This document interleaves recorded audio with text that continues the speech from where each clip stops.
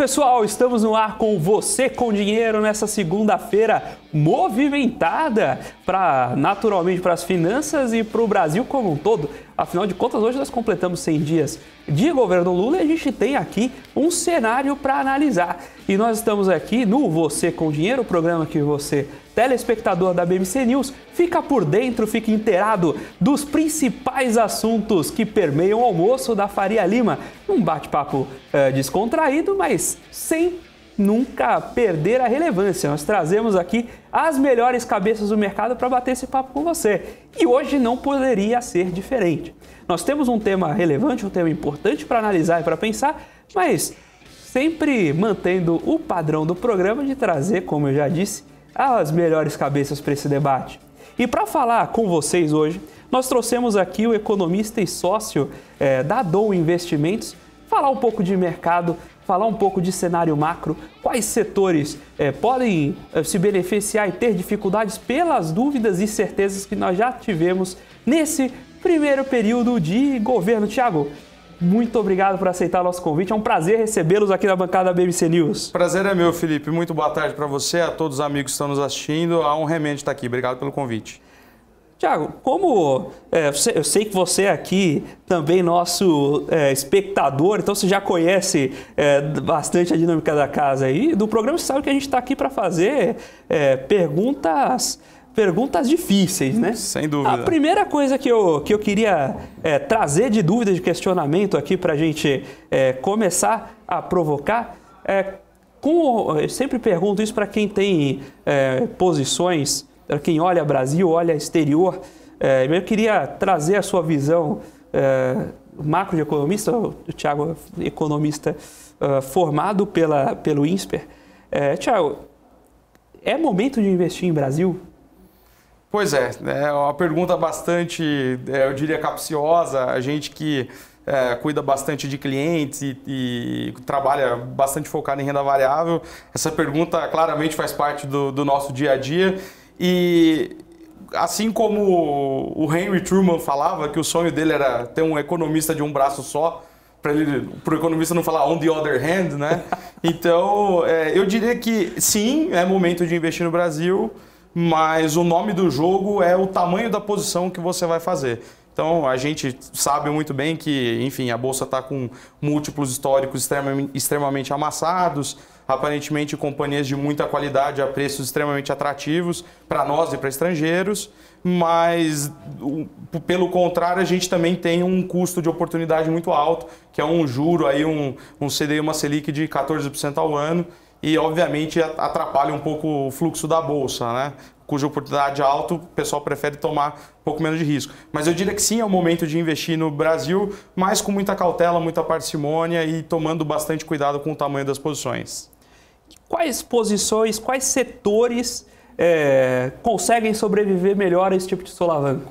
Olha, o Brasil a gente não tem muito segredo, né? Os setores queridinhos para o país, seja com a economia brasileira muito aquecida ou a economia com alguns solavancos, como a gente está vendo agora, sempre foram elétricas e bancões, né? Então, eu, como olho um pouco mais da parte macro lá do escritório, quando eu acho que eu estou, enfim, tenho uma visão positiva para a Bolsa, eu prefiro comprar índice, que é uma cesta, né? Então, eu não corro risco específico de um papel ou de um setor da economia, mas, eventualmente, se a gente for partir para um stock picking, eu gosto mais, eu olho com um pouco mais de carinho para elétricas e bancos, porque são, em sua maioria, né, empresas que já atingiram a sua maturidade, têm um carrego legal pagando alguns dividendos e são um pouco mais resilientes a eventuais canetadas ou, enfim, alguma coisa um pouco mais grave que possa atrapalhar o rumo da nossa bolsa. Você falou sobre comprar índice, aí inevitavelmente você cai naquela pergunta que não dá para gente deixar de fazer. Mas Ibovespa no Brasil representa a nossa bolsa? Essa pergunta é muito... Quantas vezes você já ouviu essa pergunta? Hoje umas 20, eu acho. É difícil, né? Porque o Ibovespa ele mais representa commodity do que a Bolsa no Brasil. Mas, mesmo assim, a gente consegue ver, obviamente isso não acontece de forma rotineira, mas em alguns pregões onde principalmente petróleo e minério lá fora não estão indo muito bem, eventualmente isso vai impactar em Petro e Vale aqui no Brasil, mas o sentimento com relação ao Brasil está um pouco melhor. Como que a gente vê isso? A gente pode ver, por exemplo, com um juro fechando, né, uma curva fechando. Quando a gente vê uma curva fechando e eventualmente Petro e Vale indo mal, a gente pode ver o índice indo bem, né? Por exemplo, então apesar dessas duas companhias terem uma alta composição na carteira teórica do Ibovespa, quando a gente tem uma percepção de risco mais amigável para o Brasil, mesmo assim a gente vê o índice andando bem. Então, ele não é uma proxy perfeita, claro que não, mas acredito que represente de forma significativamente bem o Brasil. A gente está com o dólar, né? Tem um trade-off interessante, porque se a gente tem um cenário de pessimismo no Brasil, mas a gente tem um fluxo que levou o dólar para casa de 5. Né? Esse pessimismo lá fora não chegou ainda, o pessoal está lendo errado, ou simplesmente a gente está com uma zona de taxa de juros que traz esse dinheiro? Legal, bacana essa pergunta, inclusive até para dar um testemunho próprio, né? Quando a Bolsa começou a desandar aqui, enfim, renovar mínima atrás de mínima, praticamente 2 semanas atrás, aí a gente viu pregões bem nervosos, bem memoráveis. Eu falei, puxa, vou tentar me defender comprando um pouco de dólar, né? Obviamente não deu certo, porque o dólar foi para baixo também. Então a gente está no Brasil com aquele trade vende-vende, né? Vende bolsa, vende dólar. Às vezes só estava um pouco perigoso para dar pré ainda, mas eventualmente vai abrir essa janela também. Mas foi um movimento, se você pegar, eu gosto muito de olhar, quando eu estou olhando para o dólar, eu gosto muito de olhar o DX, né? O DXY, que é a cesta do dólar contra as principais moedas das principais economias do mundo. E se você pega o DX e cruza com o nosso dólar aqui, o DX também foi embora, né? O DX também caiu bastante. Então, sim, a gente tem um duplo movimento de queda aqui pelo diferencial dos juros, que a gente tem um diferencial muito grande, tem um juro real muito alto, mas se a gente for parar para pensar com o dólar com relação a pares de moedas globais, ele também se enfraqueceu. Então foi um movimento duplo de juro brasileiro e de condições macro exteriores também que fizeram com que o dólar desse uma cedida. E falando em dólar, você já beliscou a resposta, mas o Frederico Bittar aqui perguntou o que você acha de comprar dólar hoje. Para quem um abraço para o Fred é um amigo meu de longa data. O pessoal que me conhece, eu sou um eterno comprador de dólar, né? O dólar é como se fosse o principal, é o hedge dos hedges, né, contra o Brasil. E o dólar, às vezes, eu já peguei alguns pregões memoráveis que ele funciona parecido com uma call, né? Você compra, aí eventualmente se der errado você perde um pouco, mas quando dá certo e o pessoal corre para comprar dólar, a porta é pequena. Então o pessoal fala que ele desce de escada e sobe de elevador, né? Cara, nesse patamar aí, eu não vou falar que eu compro dólar, mas eu sou mais comprador que vendedor. Agora, como é que compra dólar? Porque o pessoal acha que comprar dólar, você vai lá e vai no banco... Na casa de câmbio. Imprime a moeda e guarda embaixo do colchão, né? Tem até presidente que já falou de guardar dinheiro embaixo do colchão, mas não é isso que você está falando o pessoal fazer, não, não é isso? Não é isso, não é isso. Para comprar dólar tem algumas maneiras, né? Eventualmente você pode ter o dólar físico, né? É uma maneira. Eu não gosto muito dessa maneira porque o dólar, ele não é um ativo, ele não é um ativo que te paga juro, né? Ele é uma moeda. Então, quando você comprar dólar, você meio que não tem o carrego dele. Então, a gente pode comprar dólar ou via fundo cambial passivo. A gente pode comprar dólar, o jeito que eu mais gosto pelo menos, é investir em renda fixa internacional dolarizada. Aí você dolariza uma parte do seu patrimônio e em contrapartida também ganha um juro em dólar. E como eu faço, que eu acredito que a maioria do pessoal da Faria Lima também faz, a gente vai comprar dólar no mercado futuro com a ferramenta dos contratos de dólar futuro, né, que são negociados todo dia na nossa bolsa. Então... Eu tô vendo aqui o Helder no chat, eu sei que ele gosta de fundo cambial. E aí eu vou aproveitar a presença do Helder para trazer uma pergunta um pouco mais provocativa, porque comprar renda fixa global em dólar, geralmente para você comprar um bonde, você precisa ali 100 mil dólares de valor de face, não é isso? É isso, exatamente. Precisa, se você for comprar renda fixa, ou via algum offshore, ou diretamente no mercado norte-americano, você precisa, eventualmente, é requerido do investidor um ticket médio maior. Mas a gente tem ferramentas aqui no Brasil em que a gente consegue acesso a ter exposição em renda fixa global, renda fixa lá fora, com um ticket médio muito menor, relativamente, significativamente menor do que os 100 mil, 10 mil dólares. A gente consegue ter acesso a esse mercado via mercado brasileiro mesmo, com alguns produtos que a gente tem aqui no nosso mercado. Mas fala um pouco desses produtos aí, do Esconde o Ouro, não, Thiago? A gente tem bastante, lá no nosso escritório, a gente tem bastante contato, tanto com o pessoal de outros escritórios que produziram veículos para que o investidor brasileiro pudesse atingir esses mercados, pudesse se expor nesses mercados, e dentro lá do nosso escritório, com a ajuda do banco, a gente também tem fundos específicos que, atacam esses mercados e trabalham nesses mercados há muito tempo. Então a gente, por exemplo, aqui a gente gosta muito do produto da Pinco, é um produto que a gente gosta bastante, o fundo da Oaktree, de renda fixa global e crédito global, a gente também usa bem. Então a partir desse produto a gente consegue ter uma entrada nesse mercado que, como o Felipe muito bem disse, é um mercado previamente, né, nos primórdios do mercado financeiro brasileiro, extremamente difícil de você entrar, que era requerido um capital muito alto. Então hoje essa questão está bem mais democratizada. O pessoal até comentando aqui sobre estoques na Avenue, que é uma corretora para ações globais, inclusive o pessoal da Avenue fica à vontade aí, são super bem-vindos aí para participarem, mas mesmo outras plataformas já construíram esse acesso, né? Hoje o mercado é mais acessível, duro é que a emissão de bond ainda pesa, né? Pesa. Então acaba ter essas alternativas de estruturas sendo um caminho de viabilizar o primeiro pezinho na dívida exterior. Tem uma pergunta aqui também do Guilherme Piagentini, né? Essa pergunta é bem grande, né? Acho que vai um bloco para responder, mas eu vou fazer a pergunta, a gente vai dividindo ao longo do programa. Vamos lá. Pergunte ao Thiago quais as perspectivas na visão dele, se o arcabouço fiscal é crível, né? Acho que aí tem uma questão maior sobre amparo econômico, né? Eu vou deixar você responder nos seus fragmentos da forma que você julgar melhor. Vamos lá, um abraço para o Guilherme também, amigo meu, pessoal, do meu círculo pessoal, fazendo bastante plateia aí, queria agradecer a todo mundo pelo apoio. O arcabouço fiscal, quando saiu o texto, a gente analisou, deu uma olhada nele, aparentemente não tinha nenhum absurdo ali, então o Brasil trata, os inimigos da economia brasileira não são, né, novos para ninguém. Então a gente tem uma inflação alta e um gasto público elevado desde sempre. Acredito eu que o que o mercado esperava desse arcabouço fiscal era alguma alternativa do governo um pouco mais crível e factível para a gente atacar esses dois inimigos da economia brasileira e que fazem a gente ficar preso na armadilha da renda média.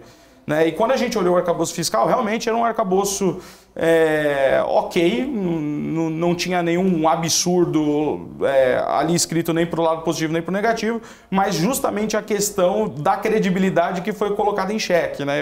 Eu acredito que, apesar da gente ter uma inflação implícita, como a gente estava conversando um pouco antes, ainda bem alta, acredito que se esse arcabouço fosse um pouco melhor digerido pelo mercado, a gente veria um alívio de pressão, principalmente na ponta longa dos juros, um pouco maior. Não foi o que aconteceu.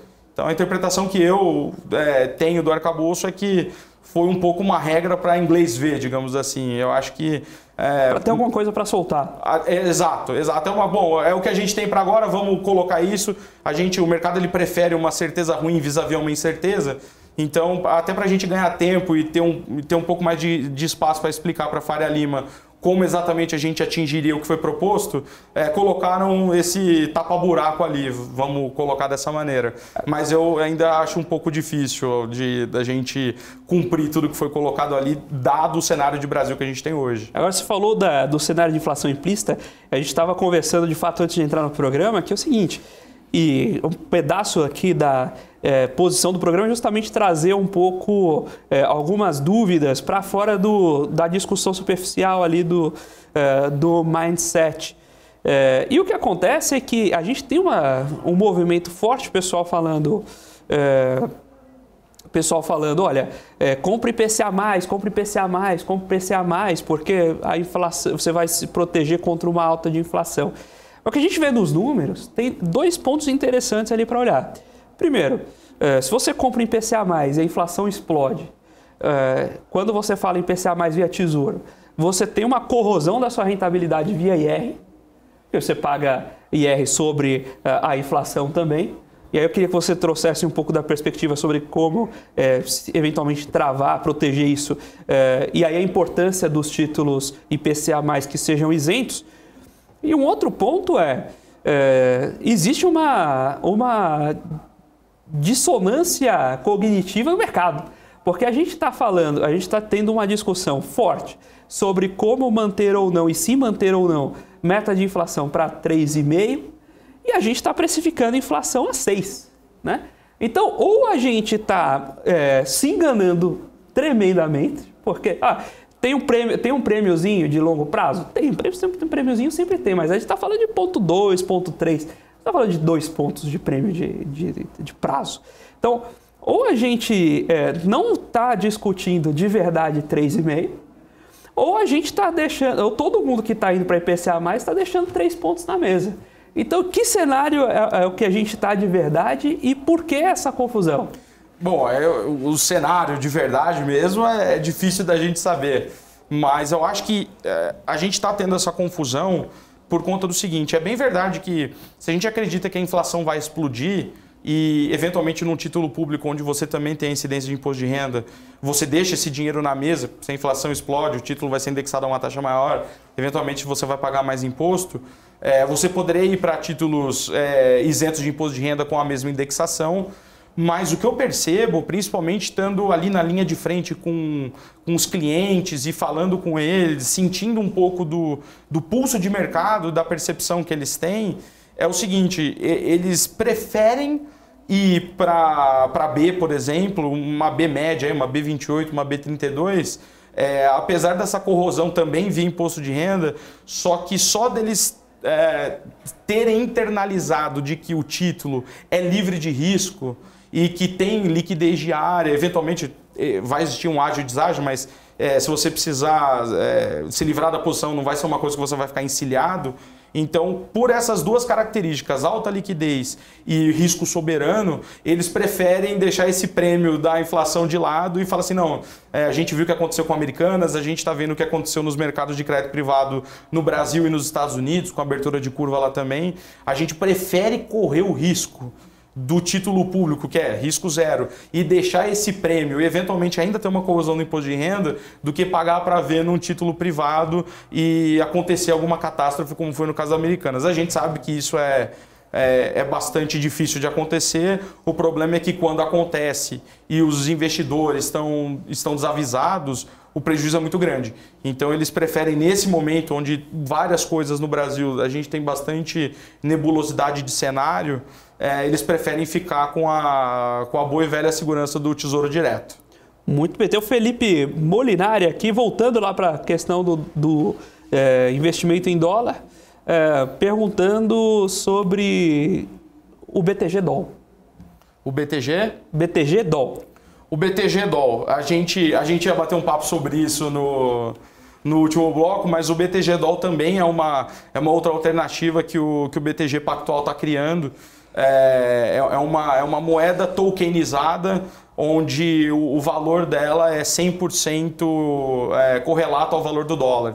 Então também é um outro jeito mais democrático do investidor ter essa exposição em dólar e não ter, obviamente, a contrapartida de ficar pagando ajuste diário, como no mercado futuro. Então você ainda tem a exposição em dólar, de uma forma um pouco mais fácil. Você não precisa fazer muita conta, não precisa tomar tanto cuidado assim com o tamanho de posição, vis-à-vis mercados futuros e um pouco mais alavancados. Então, também é uma alternativa bastante interessante. Mas isso fica basicamente comprado em futuro. Então, você vai ter dólar mais cupom cambial ao longo do tempo. É por aí.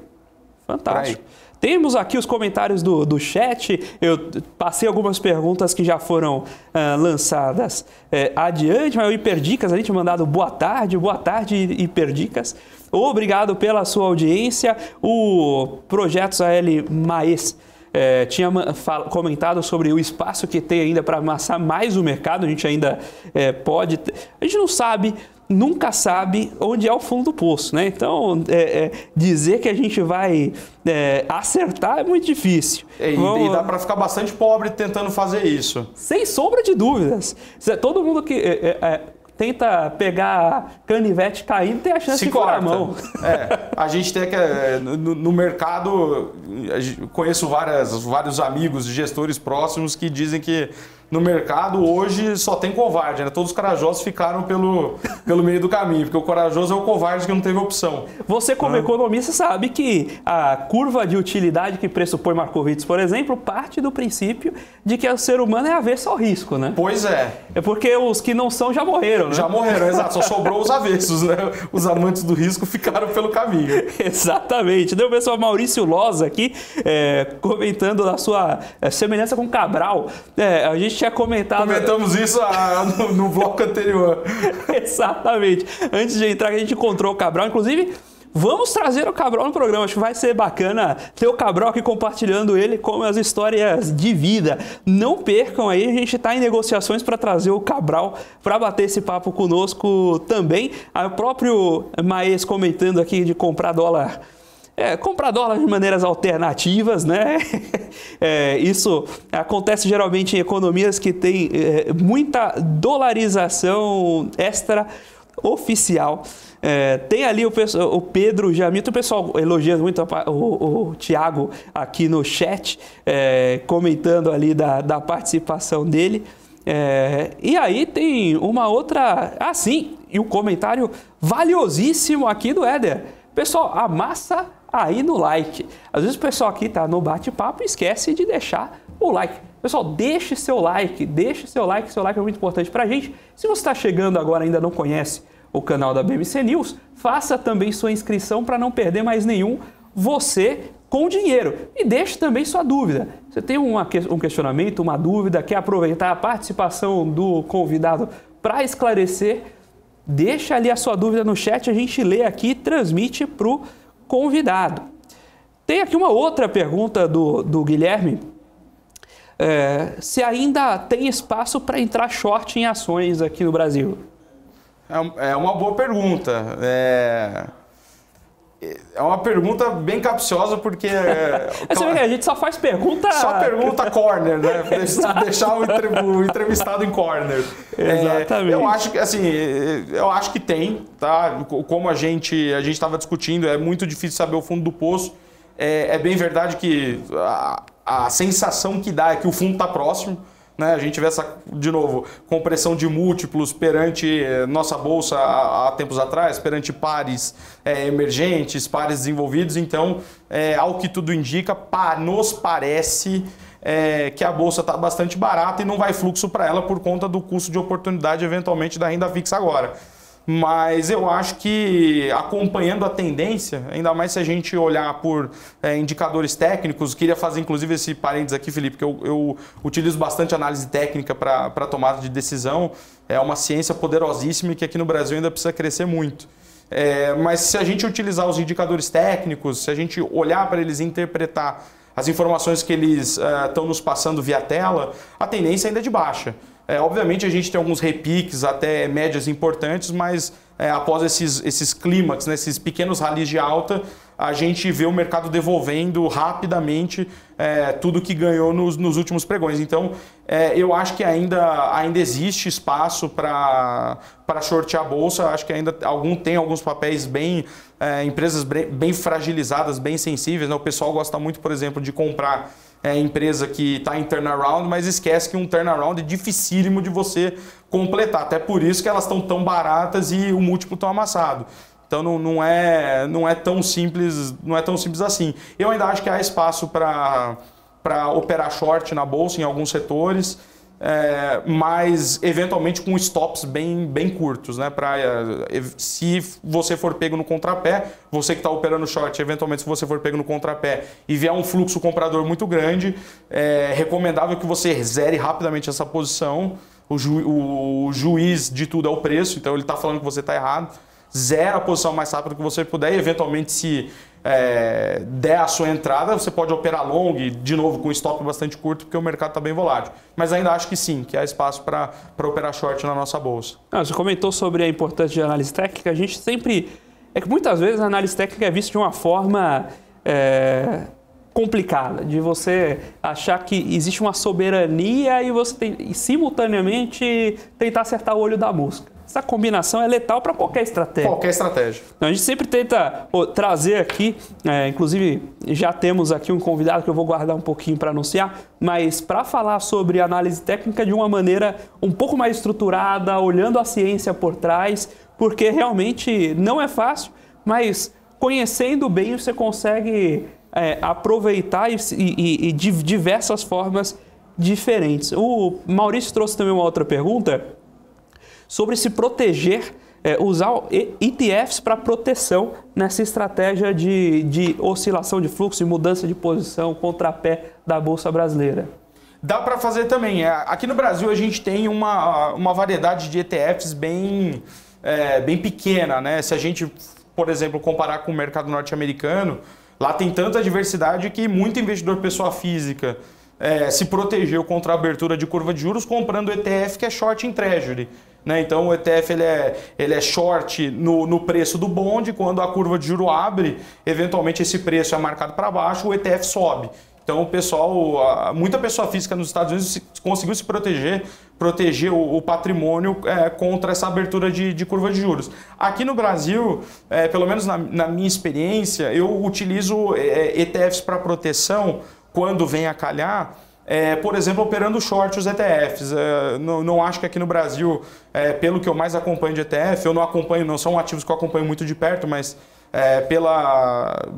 pelo que a gente tem aqui na nossa ativoteca, digamos assim, a gente não tem nenhum ETF short em IBOV ou algo do tipo. Então, se eu quero proteger o meu portfólio ou a minha carteira, eu gosto de fazer esse hedge. Eu, Thiago, pessoalmente, prefiro fazer esse hedge vendendo o índice futuro mesmo. Mas para quem não gosta muito dos ajustes diários, eu acho que você operar short BOVA11, BOVV11 é uma boa alternativa para proteção. Maravilha, estamos batendo esse papo com o Thiago Celestini, economista e sócio da Dom Investimentos, sobre o cenário macroeconômico, um pouquinho sobre o que nós estamos vivendo dessas perspectivas nos últimos tempos e as formas de se proteger e navegar nesse mar turbulento. Nós ficamos por aqui rapidinho, nós vamos para um breve intervalo, daqui a pouquinho a gente volta com mais Você com Dinheiro. As empresas que fazem parte do seu dia a dia estão em uma das maiores bolsas do mundo, a Nasdaq. E a boa notícia é que você pode investir nessas empresas diretamente pela Avenue, sua corretora nos Estados Unidos. Com os dados das ações dos Estados Unidos fornecidos pela Nasdaq em tempo real, o cliente Avenue pode acessar diretamente as maiores bolsas do mercado americano. Entre neste mercado de tecnologia e inovação. Acesse avenue.com.br/Nasdaq e seja bem-vindo ao mercado global. Você está cansado da mesmice, negociando em plataformas com ferramentas desatualizadas? Falta variedade e funcionalidade?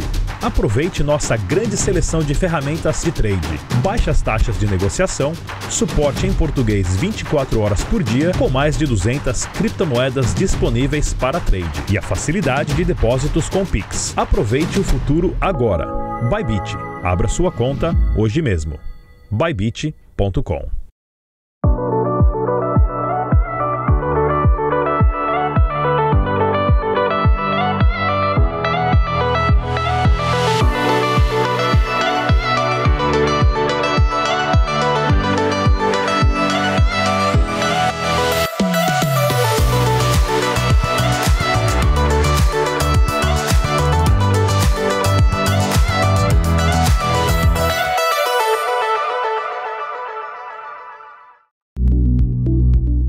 Fala time, tudo bem? Você já conhece o Hora do Trader? O Hora do Trader é o programa aqui da BMC, onde a gente fala tudo sobre o mercado das criptomoedas, as principais tendências, os destaques positivos, os destaques negativos e, é claro, faz muita análise de gráfico para buscar as boas oportunidades e rentabilizar bastante o nosso capital. Aqui no Hora do Trader a gente faz trade ao vivo, então se você não quer ficar de fora e rentabilizar o teu capital também nesse universo das criptomoedas, não deixa de me acompanhar aqui direto da BMC de segunda a sexta, te espero lá.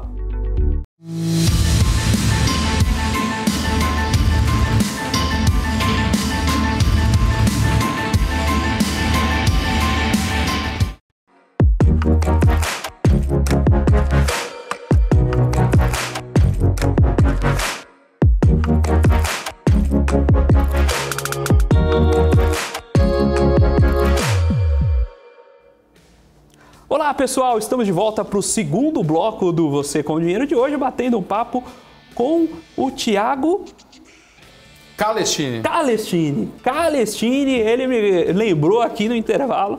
É o Thiago Calestini, não erro mais.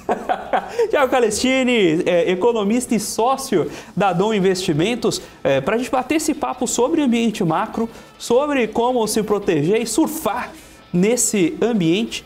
E nós estamos aqui pelo seu like e pela sua audiência. Então, obrigado pela sua audiência, obrigado antecipadamente pelo seu like, inclusive para você que ainda não deixou, mas estamos aqui aguardando ansiosamente por ele, né? E estamos também acompanhando, lendo todas as perguntas aqui para tirar suas dúvidas com o Thiago Calestini e com a Dom Investimentos. Thiago, o que você acha de ouro hoje? Ouro? Ouro. Pergunta do Frederico aqui de novo. Firme e forte. Ouro, o ouro nas últimas semanas ele vem até operando bem, né? A gente viu a onça Troy aí superando os $2.000, se não me engano, o pico do Covid, acho que por volta de $2.070, algo nesse patamar. Mas, de novo, né, eu gosto muito de analisar algum ativo, seja para investimento mesmo, ou para algum estudo, para tomada de decisão, enfim, sempre colocando um custo de oportunidade atrelado a ele. Aí eu acho que a gente tem uma resposta um pouco mais justa do mercado que a gente está olhando. E o ouro, de novo, ele é um ativo muito defensivo, sim. Ele funciona muito bem em períodos de desconfiança, principalmente em desconfiança do sistema financeiro, até por isso que ele se valorizou bastante. A gente viu aí até sistemas financeiros bem maduros como o norte-americano passando por alguns percalços bem grandes. E aí, eventualmente, o ouro vai bem. Só que, de novo, o ouro ele é muito aquele ativo de você pegar na veia e surfar o que ele tem de retorno para te dar. Caso você entre errado no ouro, na ponta comprada, por exemplo, você deixa muito dinheiro na mesa em forma de custo de oportunidade perante outros ativos. O ouro também não paga juros para você. Ele é um ativo que não gera fluxo de caixa, cupom, nem nada do tipo. Ao passo que, frente a ele, a gente tem, por exemplo, a renda fixa brasileira com uma montanha de juros aí esperando para cair no seu bolso. Então, eu acho que o ouro, eu não gosto do ouro como uma posição de asset allocation. Eu não teria o ouro como asset allocation, mas eu eventualmente posso comprar ouro. Eu já operei comprado ouro também com o contrato BMF, mas para posições bem táticas. Então a gente entra no ouro, eu estou esperando que ele vá para tal patamar. Se ele for legal, a gente zera, sai no gain. Eventualmente, se você erra a operação, você estopa, sai no loss e não carrega o ativo. Eu acho que o carrego do ouro é muito penoso. Vis-à-vis outras oportunidades direto, que você possa deixar rendendo juros. Exato. Né? O Maicon Soares aqui falando, Thiago, tem uma expertise muito aguçada sobre economia. Né? Obrigado. E tem uma pergunta do Fábio Moraes que eu acho interessantíssima. Como o Thiago enxerga os fundos sistemáticos? No futuro ainda será possível ganhar dinheiro com day trade, por exemplo, análise técnica, competindo com esses fundos? Legal, boa pergunta. Vamos, né, uma pergunta de dupla camada, vamos responder primeiro a primeira. Eu acho fantástico os fundos sistemáticos, eu acho que tem muita gente muito boa, muito capacitada trabalhando atrás deles. Se a gente for parar para pensar, né, que o gestor mais rico do mundo, né, o hedge fund manager mais rico do mundo é um gestor quant. O James Simons, o Jim Simons junto com a Renaissance Technologies. O cara ganhou, enfim, uma montanha de dinheiro. O fundo é um black box que ninguém sabe o que tem lá dentro, porque uma vez que você descobre a fonte da fortuna, você não vai querer dividir. Mas eu acho que a família Quant ainda tem muito para crescer, principalmente no Brasil, onde a gente ainda tem algumas assimetrias, obviamente muito menos do que alguns anos atrás, mas acredito que ainda tem espaço para fazer arbitragem ou fazer aquele high frequency trading. Acho que é um mercado que tem muito para crescer. E com relação a fundo quant tirar a eficiência, né, de análise técnica ou eventualmente fazer day trade, eu não acredito que isso vai acontecer. Eu acredito que uma vez que esses fundos atuem de forma muito agressiva ou com muito fluxo, a análise técnica consegue capturar isso e eventualmente você também consegue surfar. O problema é que, dando um passo atrás, para você operar junto com esses caras, que são, enfim, gente que está estudando e está na estrada do mercado, aí a idade que eu tenho de vida, por exemplo, o pessoal tem de mercado, para a gente competir com eles, a gente precisa também estudar bastante e nos preparar, principalmente psicologicamente falando. Então o pessoal acha que eu vou estudar ou análise fundamentalista, ou eu vou estudar análise técnica, eu vou ganhar muito dinheiro na bolsa, mas é tão importante quanto, se não for mais, a gente ter o preparo mental e ter um estudo do nosso consciente de como a gente se comporta quando a gente é confrontado pelo mercado. Eu acredito que se essas coisas estiverem unidas, quem está ganhando dinheiro hoje com análise técnica vai continuar ganhando dinheiro. Mas quem não está ganhando dinheiro hoje por alguma deficiência em algumas dessas duas áreas também vai continuar não ganhando. Fantástico. Tem uma pergunta aqui do Guilherme sobre bancos americanos, né? Se você enxerga que a possibilidade de algum outro banco americano ter problemas como o SV teve recentemente.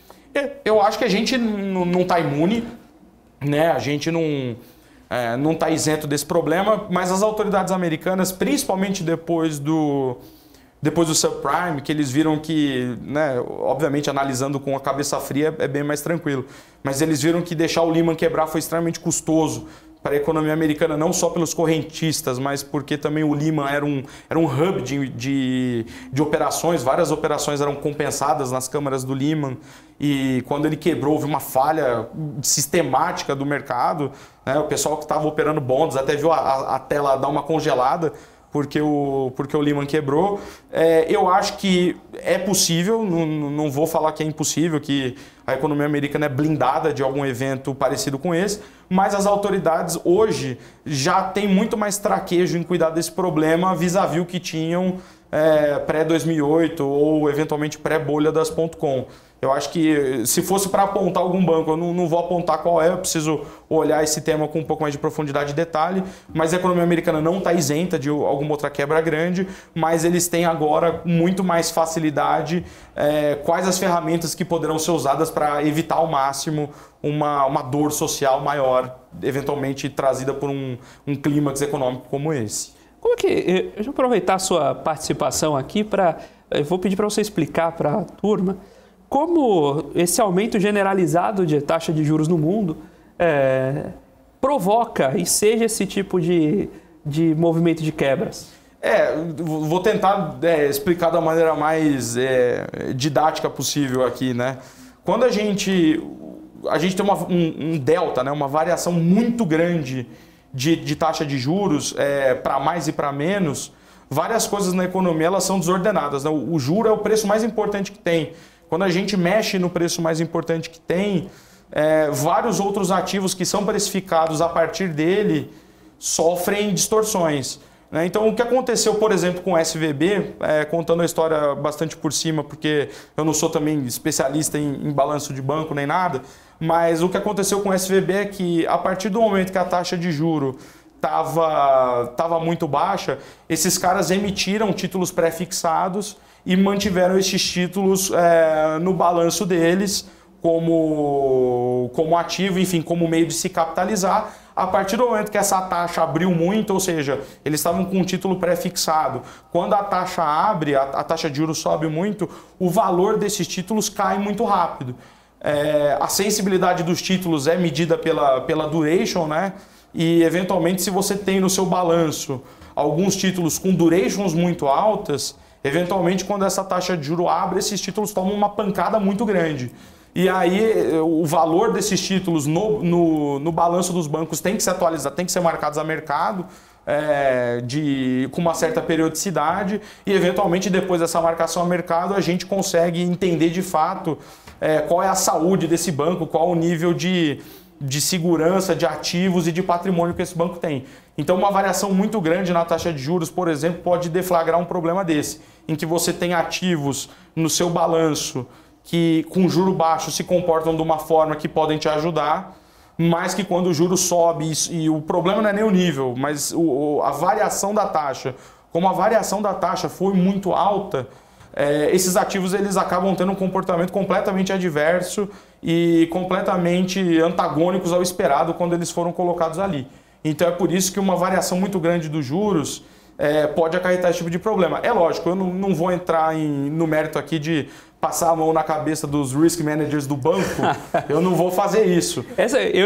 Antes de você fazer esse disclaimer, eu tava com a pergunta na ponta da língua e falando, e o casamento entre ativo e passivo? Pois não deveria acontecer, não? Eu já faço esse disclaimer porque essa é a pergunta subjacente a minha observação.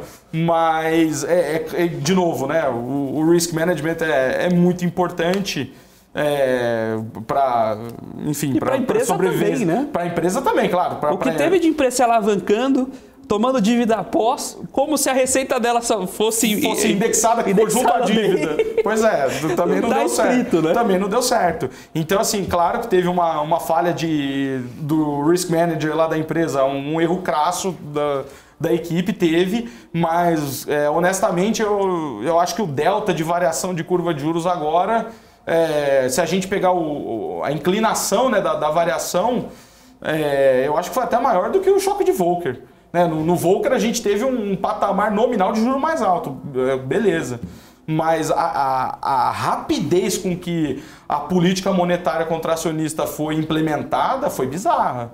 Né? Acho que ninguém estava vendo isso. Mas enfim, quando você contrata muita gente e paga muito bem essas pessoas, você espera que essas pessoas tenham ali no modelo delas um evento de 6 sigma do que pode acontecer no mercado. Né? Eventualmente, eu acho que no caso do SVB, essas pessoas não tinham isso nos modelos. Gustavo Castro aqui perguntando para o Thiago, qual a perspectiva de juros aí Brasil e Estados Unidos se no primeiro semestre dá tempo de ter corte ainda aqui no Brasil?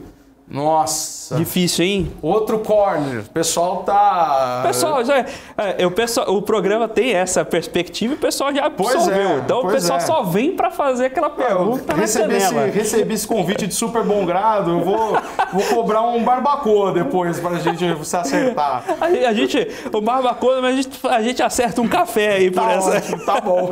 Mas a gente tem que trazer as melhores cabeças para responder essas perguntas. Claro. Aqui para isso. Vamos lá.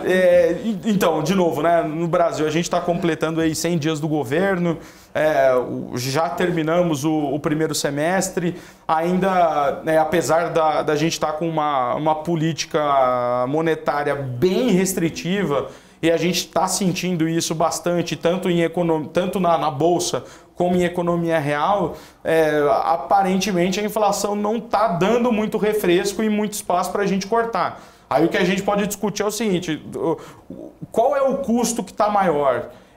O custo da gente ser extremamente pragmático com relação à meta da inflação e trazer de novo credibilidade à nossa autoridade monetária, ou eventualmente a gente, como vários gestores falaram aí, acho que quem capitaneou essa fala, se não me engano, foi o Rogério Xavier da SPX, muito bacana o que ele comentou sobre dinâmica de juros, mas o que o Xavier comentou, trocando em miúdos, foi basicamente o seguinte, olha, nem o Fed está com uma meta tão agressiva quanto a nossa, né? E digamos que a economia brasileira é muito mais indexada que a economia americana é bem mais sensível a uma política monetária contracionista perante a nossa economia, então se nem eles estão com uma meta de inflação tão agressiva quanto a nossa, por que a gente vai manter essa meta, sendo que o país está sangrando de todo lado, né? Então, a gente vê, não vai dinheiro, não vai capital para a Bolsa, nem de investidor local, nem de gringo.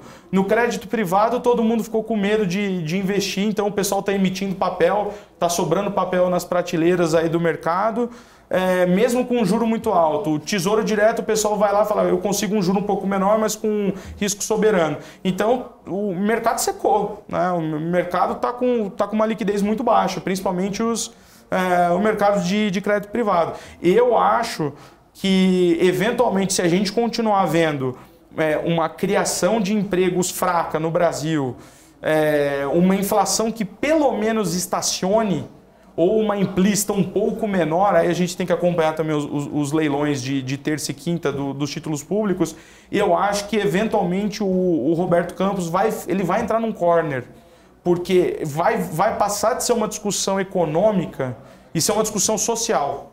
Porque isso eventualmente, no limite, aqui eu estou extrapolando, tá, pessoal? Mas eu acho que um juro desse no limite atrapalha até os índices de Gini do país, de desigualdade social. Porque a gente vai ver que as pessoas, principalmente os menos favorecidos, não vão arrumar emprego, a inflação eventualmente vai convergir, mas vai continuar alta, a gente não vai ter acesso a crédito.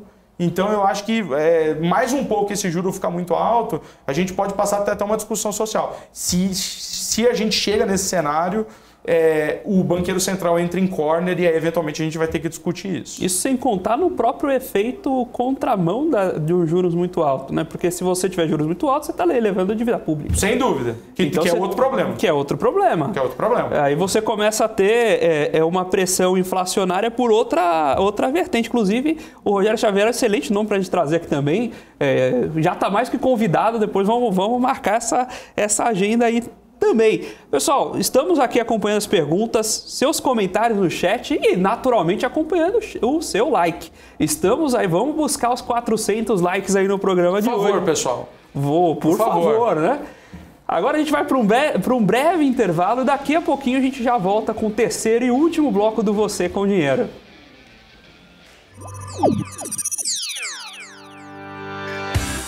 Somos pioneiros na oferta de derivativos de balcão, com mais de 20 anos de know-how e uma vasta experiência de atendimento de clientes em mais de 140 países.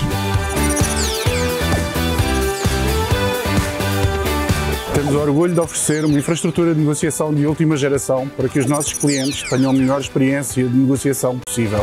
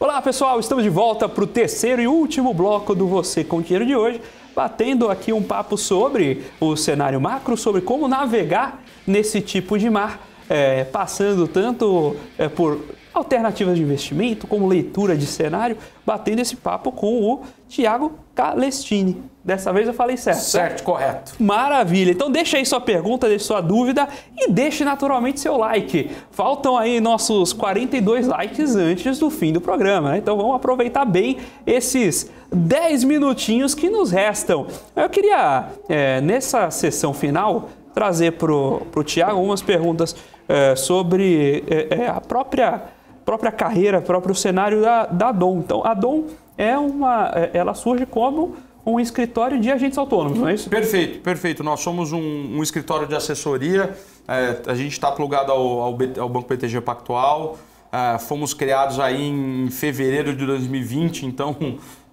numa época, digamos assim, bem conturbada do mercado, né? Próximo aí do vale do Ibovespa nos 60 mil pontos. E fomos criando o escritório, fazendo a captação de clientes, aumentando a nossa base. A gente tem um público, né? O nosso cliente ele é um cliente um pouco diferente que eu vejo dos demais escritórios, porque ele gosta bastante de renda variável. Então, lá no escritório, o que é bastante bacana é que a gente, claro, né, faz o trabalho de assessoria como um todo, faz muito bem, se mantendo muito próximo do cliente, mas a gente também, além de manter a proximidade com o cliente, a gente está todo dia olhando o mercado. Então, lá no escritório, a gente respira mercado, a gente olha todos os mercados, tanto aqui no Brasil, Estados Unidos, Europa, Ásia, commodities, enfim. A gente olha os principais mercados globais porque além de todas as informações que o banco nos mune e que a gente consegue extrair da BMC, por exemplo, e de outras agências de notícias, a gente também acha que casando essas informações com o movimento que o mercado está fazendo, a gente consegue montar para o nosso cliente a melhor solução que ele pode ter em relação a investimentos financeiros. Então a gente criou o escritório para combater essa dor, né? Às vezes o cliente ele quer trocar uma ideia um pouco mais técnica com o banker dele, ele quer ter uma posição, por exemplo, essas perguntas que a gente está respondendo agora no chat. Pô, Thiago, eu compro dólar, não compro dólar, compro índice, não compro índice. Então, às vezes o cliente está procurando um bate-papo um pouco mais técnico, um pouco mais profundo. A Dom nasceu justamente para isso, para a gente tá junto desse cliente. Obviamente a gente cuida de clientes que têm carteiras com 100% em renda variável, carteiras com 100% em renda fixa. A gente é bastante democrático nisso, mas a gente tem um corpo ali, todo o pessoal, todos os meus amigos e colegas que trabalham na Dom é gente muito esforçada, que trabalha muito bem, gente muito capacitada. E, enfim, é uma empresa super jovem. A gente tem escritórios aqui em São Paulo, no Rio, Belo Horizonte, Florianópolis. Temos um banker em Austin, na capital do Texas também, para fazer o nosso trabalho offshore. Enfim, é uma empresa, por enquanto, ainda modesta, mas estamos crescendo aí a taxas chinesas de crescimento. E, enfim, a gente tem um sonho que é dominar o mercado financeiro global, né? Basicamente isso. Um sonho... Um sonho pequeno. Falar outra palavra não está caindo muito bem agora. Vocês já ingressaram plugados ao BTG? Desde o começo, nascemos no BTG. Desde o começo. Como é a distribuição de produtos? Você tem uma grade de produtos específica BTG? Como está esse mercado hoje para opções alternativas de consultoria? Já vou emendar com uma outra coisa que eu queria trazer com vocês. Se existe, por exemplo, gestão de carteira administrada no escritório. Legal, bacana. Vamos responder a primeira pergunta. A distribuição de produtos funciona da seguinte forma. Lá no escritório a gente tem cada um responsável por uma classe de produtos específicas para a gente dar mais atenção. Eu, por exemplo, além de ser banker, eu toco a parte de fundos de investimentos. Então, tudo que é relacionado a fundos, renda fixa, renda variável, multimercado, cambial, investimento internacional, renda fixa internacional, etc. Eu cuido dessa parte. O Gabriel Maxud, nosso sócio fundador, ele cuida muito da parte de imobiliários, de fundos imobiliários. Ele tem uma super expertise nisso. O Gustavo, que é outro espinha dorsal lá do escritório, ele cuida de todos os produtos que não são fundos de investimentos e FIIs, ou seja, ofertas de renda fixa, novas emissões. Ele também é o responsável por câmbio. Então, toda segunda-feira, hoje é um bom exemplo disso, a gente tem um comitê de produtos que a gente faz logo cedo para a gente definir quais serão as diretrizes estratégicas de alocação do escritório para o mês, para a semana, enfim, para períodos mais longos. E a gente olha tudo, a gente não olha só, não é porque a gente está plugado ao BTG que a gente oferece apenas produtos do BTG. A gente tem um olhar bastante imparcial, até eu diria, sempre visando o bem-estar do cliente. Então, o que a gente puder maximizar de retorno e minimizar de risco para o cliente, de acordo com o perfil dele, a gente vai fazer. Não importa muito de onde é o produto, se tiver disponível para a gente fazer a alocação, a gente vai realizar essa alocação. E com relação a carteiras administradas, a gente não trabalha com isso. Vamos ver se com essa nova legislação que vai surgir do mercado de agentes autônomos existe uma abertura para tal, mas por enquanto a gente faz só a parte de assessoria para clientes, pessoa física, PJ, enfim. Muito bem, então e como nessa linha, vocês conseguem olhar a carteira externa do cliente para fazer esse acompanhamento ou você só tem acesso à carteira que fica com vocês no escritório? Não, o que a gente faz, quando a gente tem um nível de relacionamento maior com o cliente, até com relação a balanceamento do portfólio global dele, então, às vezes o cliente tem uma carteira lá com a gente que não é a única, né? Ele tem outras carteiras em outras casas, mas a fim de trazer um balanceamento melhor para ele, a gente até pede para ele falar, olha, se você quiser falar qual a ponderação do seu patrimônio que está fora daqui e quais os produtos que você tem investido, para a gente mesmo saber quais serão as melhores escolhas que que a gente toma aqui dentro, né? O que a gente quer é que o conjunto da obra fique muito bonito e não que o cliente ganhe dinheiro em um lugar e perca em 10. A gente gostaria muito que ele ganhasse dinheiro em todos, então por isso que a gente também toma esse cuidado de pedir para ele quais são as outras alocações fora de casa para a gente construir uma análise completa para ele. Muito bem, batemos esse papo aqui com o Thiago Calestini, da Dom Investimentos, sobre o ambiente macro, como surfar nesses mares, pelo que a gente tem aqui tomando dentre as alternativas, oscilações que a gente vê nos últimos períodos aqui de Brasil. E eu queria, Thiago, se você puder deixar seus contatos, redes sociais, quem quiser procurar a Dom, quiser investir com a Dom também, como pode encontrar vocês? Claro, vamos lá. Para investir com a gente é muito simples.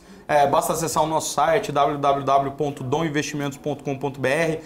Ali você já consegue abrir sua conta, tá plugado na gente, é super rápido, zero burocrático. E a rede social que eu mais uso, vou fazer um jabá pessoal aqui, que eu posto algumas coisas, algumas análises do mercado, histórias de vida e algumas situações bem peculiares. É o Twitter, eu sou bastante ativo lá. Então quem quiser me seguir é o @roguetrader01.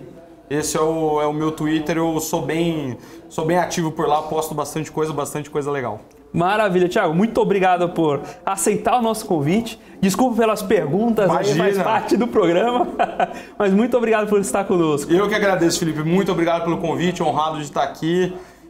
Uma excelente semana para nós. Maravilha, muito obrigado, pessoal. Nós ficamos por aqui com o Você com o Dinheiro de hoje. Fique agora com o Top News para o fechamento de mercado e a participação, a volta da Débora Oliveira e a participação do nosso querido Gabriel Monteiro, sempre aí com vocês para o fechamento de mercado. Até amanhã com mais Você com o Dinheiro.